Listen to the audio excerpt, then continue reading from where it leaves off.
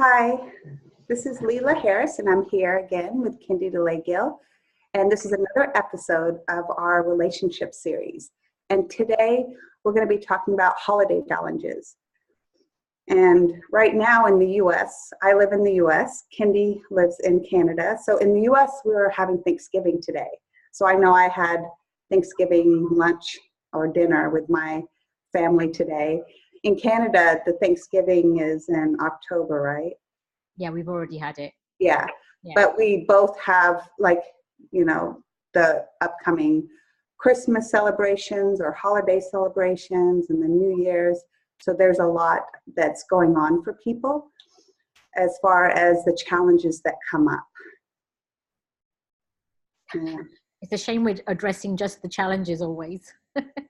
Yeah, we'll try to end it on a light note. But the reason that we focus so much on challenges on these videos is that's where the area of the opportunity of transformation is, looking at the challenges. Mm-hmm. Yeah. And it usually is the reason for why people become unsettled, and they are looking to find some solution or some way through that they haven't perhaps seen or know is possible. So that's why a lot of our emphasis is on practical, what can you do about certain things if those situations arise. Absolutely. Yeah, and that's where the empowerment can grow, and the strength and the self-awareness. Did you have questions that were around the challenges for holidays? Because I know that you had audiences sort of helping to pose their issues. Yeah, I had several people message me. There's a few around obligations. So why don't I'll just read a few related to that. And then do you want to talk about that and then go to the other ones? I think that will be easier than just reading them out, all out. So someone asked me to speak to feeling obligated to give gifts. Mm-hmm. And someone else mentioned feeling obligated to spend time with family. Mm-hmm. And then also pleasing the spouse that wants the perfect holiday, but ends up disappointed every year. So that's sort of connected to obligation as well. Mm-hmm. People pleasing or pleasing someone. Yeah. I mean, I noticed if you go back to Thanksgiving, the last Thanksgiving that we had was, I think it's around the early part of October. It always coincides with my daughter's birthday. And one thing I noticed this particular year was once you start doing things on a sort of a habitual basis, like Thanksgiving comes around, and then there's some sort of ritual or some routine, like it's a special dinner and it involves the turkey or whatever it does, and then that opportunity arises again. I had noticed this year that there's a sort of underlying sense it's going to happen again the way that it did before, because we're like, as human beings, we're very much like, we quickly get programmed to want something the same way again. And so this year my daughter couldn't be here for Thanksgiving, and our son had flown in from Edmonton, and so as soon as I knew my daughter wasn't going to be there, I suddenly thought, oh, it's going to be less of us, so maybe we'll do a different type of meal. And then my son said, well, hang on a minute, just because one person's missing, why can't we have the turkey? And so immediately I realized, of course, like, why had I just jumped to, if all five of us are not going to be present, then I can downplay it a little bit. And so because he had the aspiration of wanting like the full-blown turkey meal and everything, so we still cooked it for four of us instead. But in those conversations, I quickly saw how thoughtless you can be or thoughtful you can be based on the fact that certain things just keep happening year after year after year. Like the first year, we didn't even know Thanksgiving involved a turkey because we don't have Thanksgiving in England. Mm-hmm. And so once the ritual got established, then it was like a relatively big deal now that everybody's wanting that experience to unfold a certain way.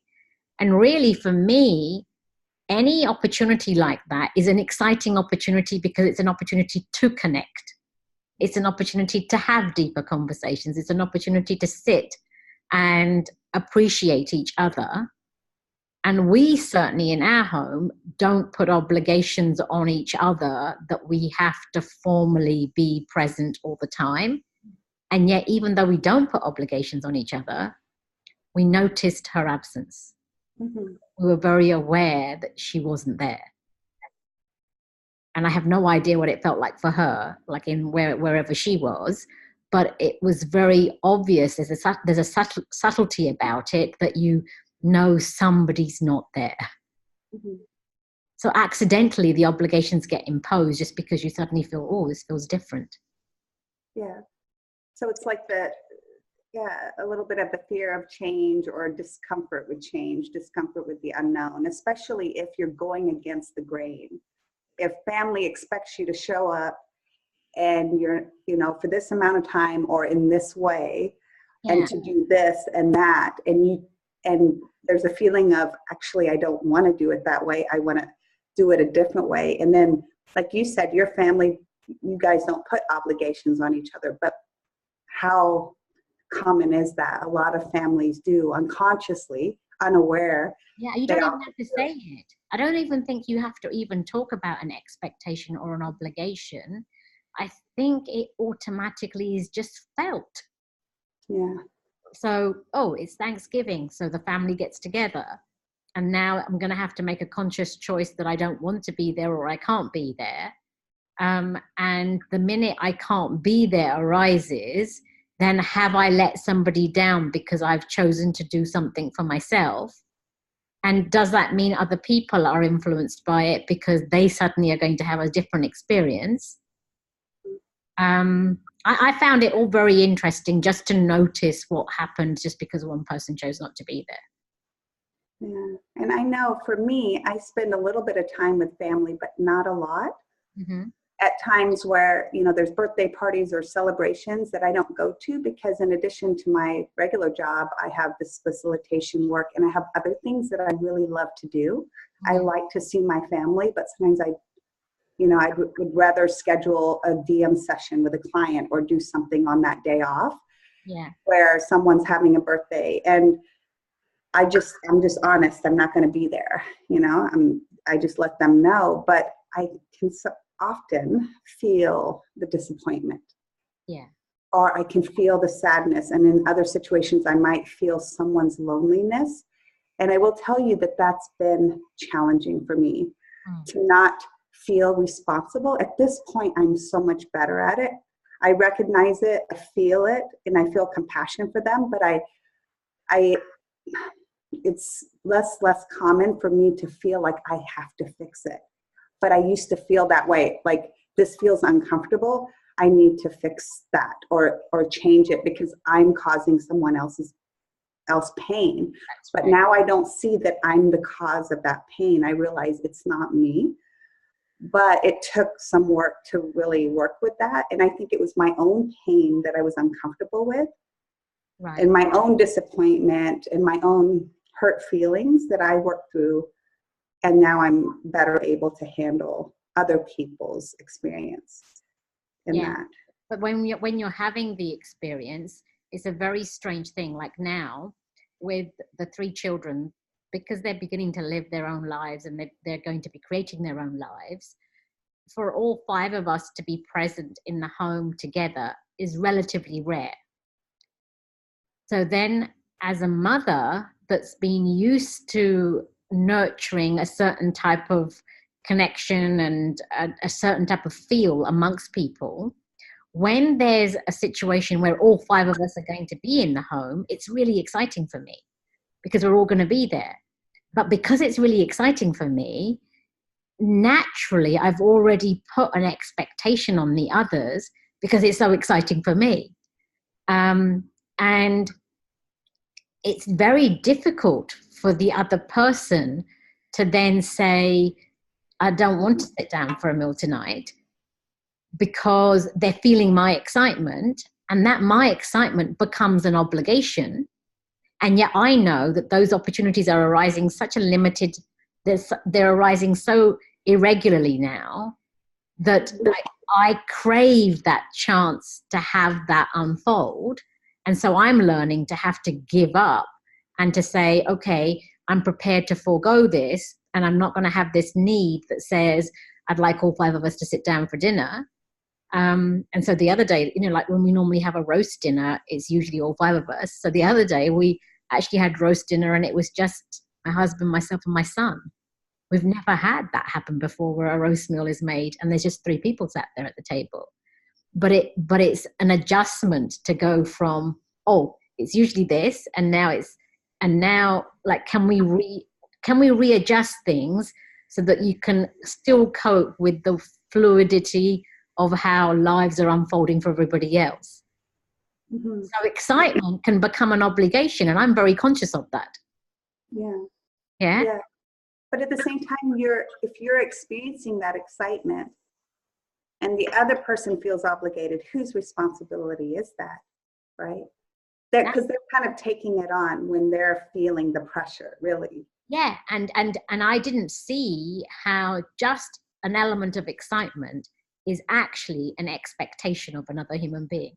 That makes sense, yeah. Okay? Mm-hmm. And then to be able to have something happen where there's less of you around, can you still enjoy that experience without feeling like something was missing?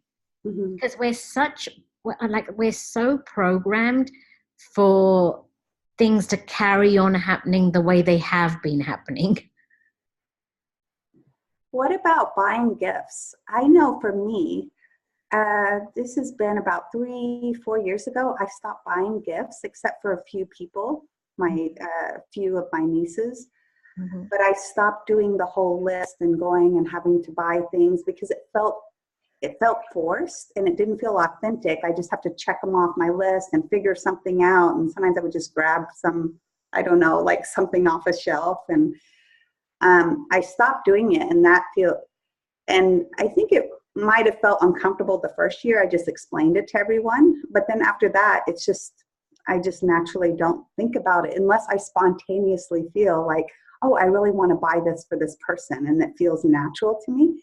Mm-hmm. And not from a pre-planned or strategy. Mm-hmm. But yeah, sometimes people feel pressure to show, like, this proves that I love you and care about you, that I did this, that I spent the money, or maybe even that I spent this much money. Or I think we're going to talk about money in another video. So, but yeah. Yeah, for sure. It definitely is. It's like if somebody's taken the time and trouble to buy me something, then they clearly care about me because they were being thoughtful in going out and spending their money to spend on me. That we have that connection that happens automatically. And when you don't buy a gift, it can be seen as she doesn't care, or I don't mean anything to her anymore, which obviously isn't true. And I haven't been able to figure out the solution for Christmas yet, because over the years, I now buy less and less and less and less. It's just been a natural thing that I don't feel that great sense of urge to hand off presents in the way that I used to. And when I used to buy them with a big list and people that I had to buy for, it was stressful. Yeah. It was stressful buying things, not knowing whether they were the right things, whether they were going to be appropriate for that person, whether my choice was actually what their choice was, whether they would want to return it, or like handing a gift receipt and like all this type of stuff. It was extremely stressful. So then there came a point in time where I started giving money because it was easier than going out to buy a gift. But that's very clinical then. Like handing off money is very clinical.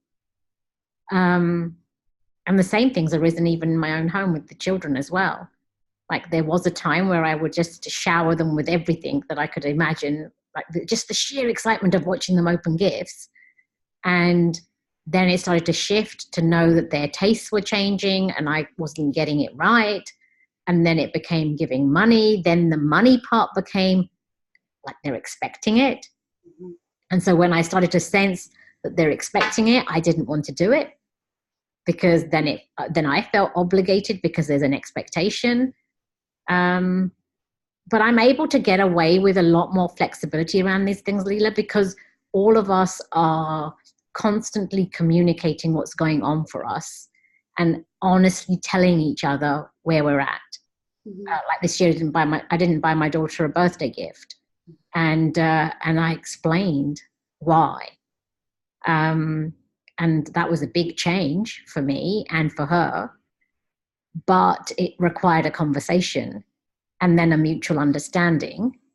But when you can't communicate without being judged, it's really hard to break the mold of these things that are so traditional in homes.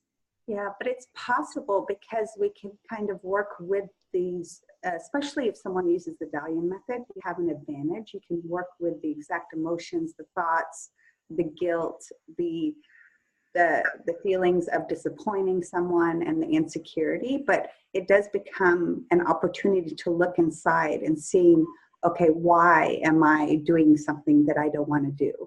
Yeah.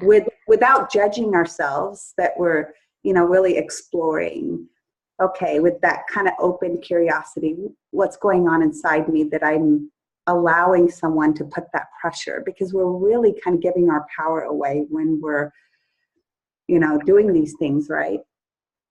Because we feel like we have to, and then I have to face the person's, so we have to look inside and see, why am I doing this? But it is hard to do something that's different to what the masses are doing. Like if you're in a family and everybody's buying gifts and you choose not to, it takes a lot of courage not to, and it takes a lot of courage because you're going to be judged inappropriately and for the wrong reasons. So I think when it comes to these big things like Christmas or whatever, it's tougher to go against the grain than we really appreciate. Like a long time ago, when we had Christmas in England, often my husband would want to go on holiday at that time of year and not be there at Christmas. And I hated that. Like I really hated that because I wanted to be in that experience of the mutual exchange of gifts and to be there for that special day. And then as time went on, I didn't, like when we came to Canada, I totally disliked the fact that I was having Christmas with just the five of us, because I wanted it to be my siblings and my parents and the extended family, and I wanted there to be a massive big table. And that first year felt really, well, actually the first year I invited loads of friends and tried to make up for it in different ways. But then as the years progressed, I wasn't trying to make up for what I was missing in England so much, but it was a massive adjustment to go from, again, what I was used to doing to something new.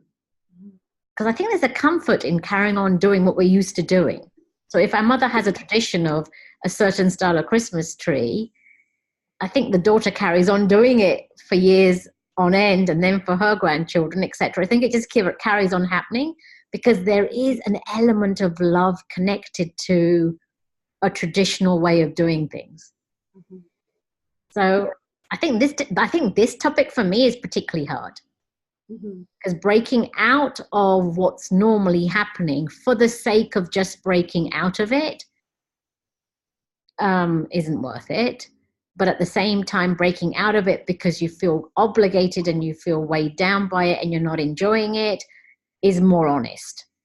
Yeah, and also that's a good point. Like, why are we?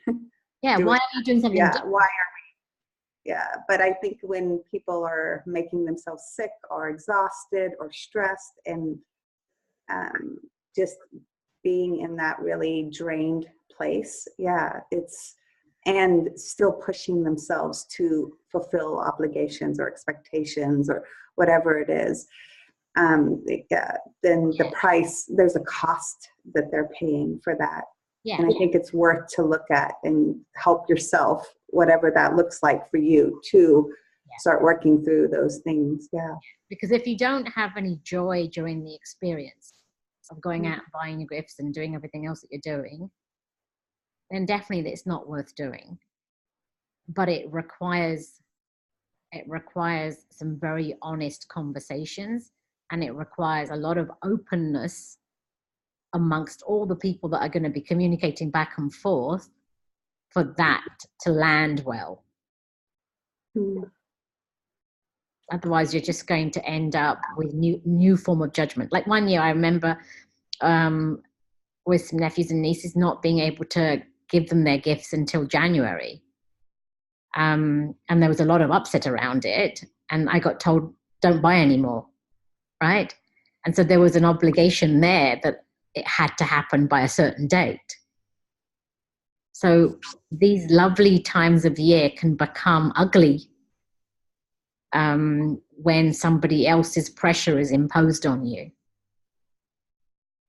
And then your ego reacts. Yeah. And also there's another thing as well. Some people like surprises. Other people don't. Like I love surprises, whereas Surinder does not like surprises. So for him to receive a gift becomes a massive problem because he doesn't like surprises. Interesting. Right? And some people like decorations. Like I love decorating and lights and bells and whistles and all that type of stuff. And with my son on his birthday, like he's not bothered whether there's birthday banners up or not. Like it really means nothing to him. Just a hug is enough. So that sensitivity to tune in to what a person actually wants is also another piece that we have to become aware of, because otherwise we're giving them what we would want for ourselves.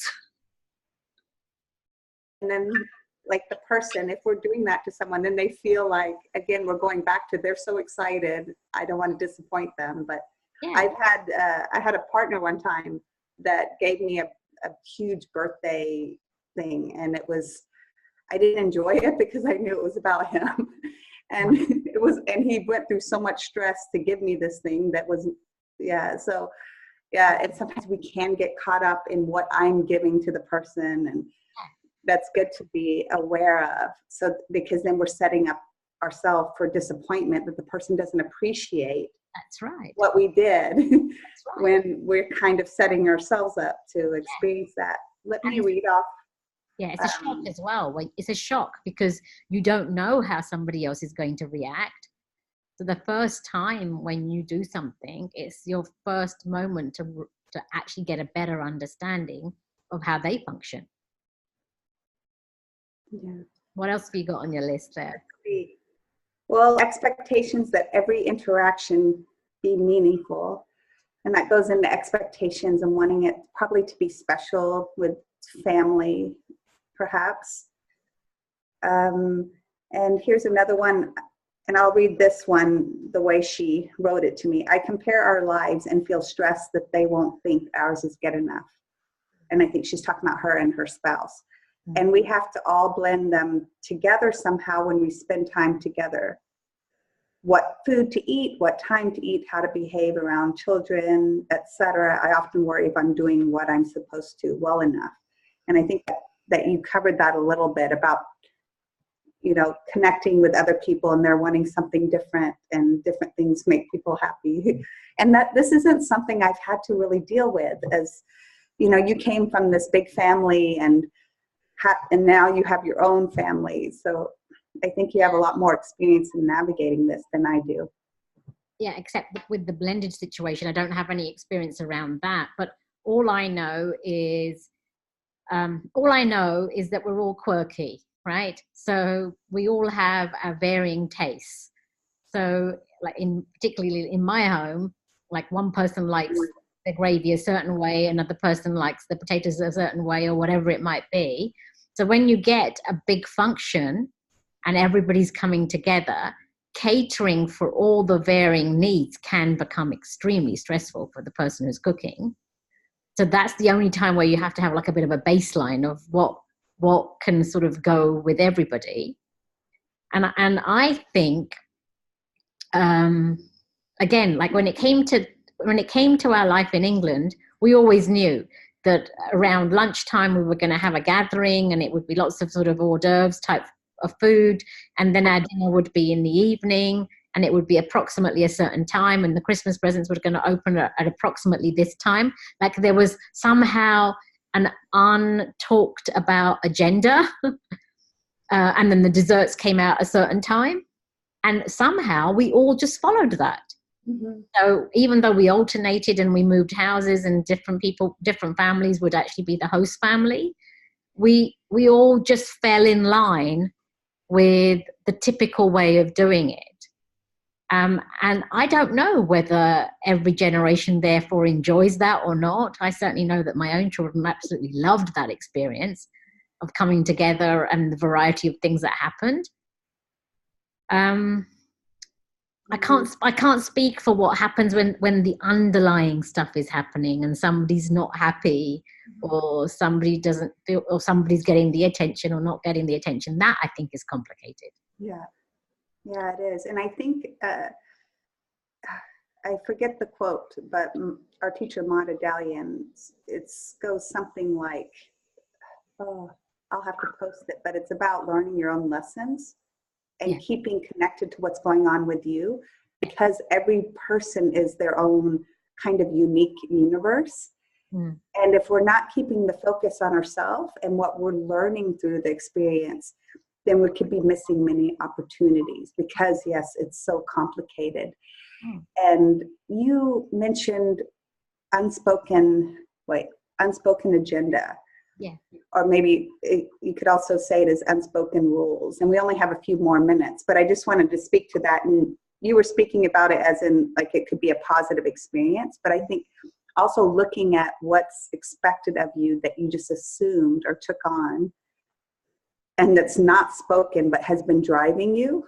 I think it's really good. It could be even a journaling experience too, because these things, if we really allow them to surface and bring more awareness, oftentimes, in my experience,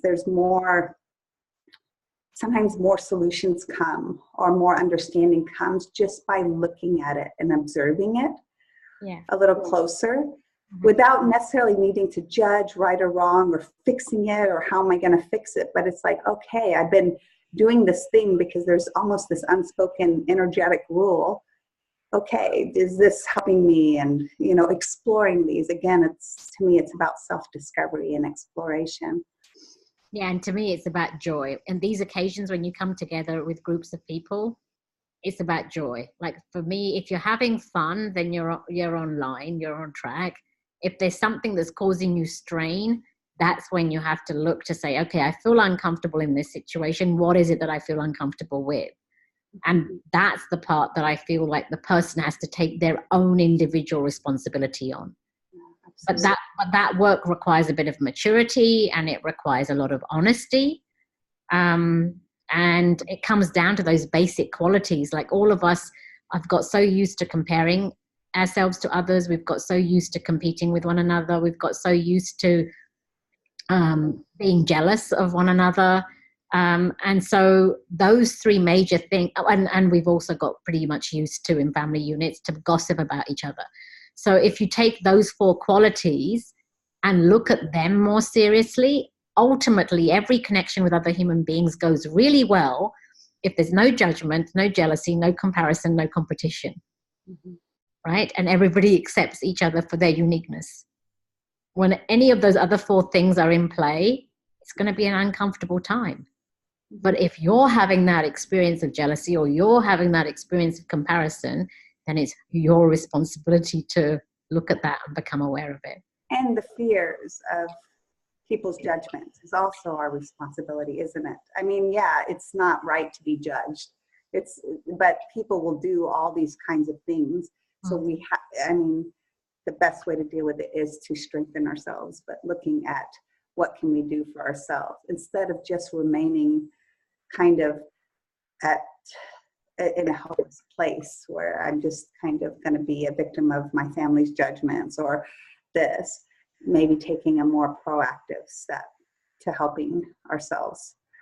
But what would you say? Like, I'm not understanding that. So if you're being a victim to your family's judgment of you, so then you're not in control of what they do and don't do. So the only proactive step is whether you choose to be there or not. Is that what you're saying, or something different? No, not, well, I don't know. Being there or not depends on what needs to happen for each person. I just mean, how do you handle when someone's judging you? What do you feel inside? Oh, yes. Okay. Do you feel afraid? Do you feel that they're right about their judgments? Do you feel that judgment that they're throwing at you has power over you?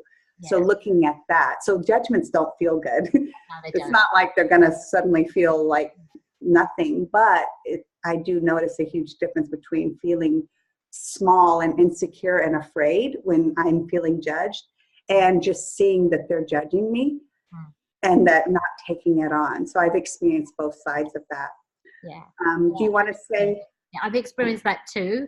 And the not taking it on comes with a lot of maturity when you're aware to know that everybody's judgments are personal to them, and they say nothing about you. Mm-hmm. So, and the mind judges. My mind judges too. Of course it does. I'm just kind of trying to stay aware of when that happens and not feed it my energy. Yeah. Yeah. Okay. Any final words? I'm trying to think if we covered everything. Navigating people is about the most complicated and rewarding aspect of our lives. Mm-hmm. So coming together, I think, is always a massive opportunity to learn more about yourself. And these gatherings are really supposed to be about joy and connection.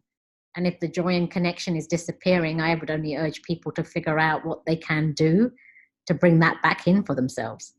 Yeah. And if it's absent for them completely, then to reevaluate whether they should even be there. Yeah. And for me, I look at it because through my family, it's been a lot of transformation and growth and healing for me personally. So it hasn't been about necessarily joy, but there's more joy in myself that I transformed a lot of those issues. So yeah, there can be a lot of that comes in. Yeah. Thank you, Kindi. My pleasure. Thanks for watching, everyone. Yeah, thank you very much for listening.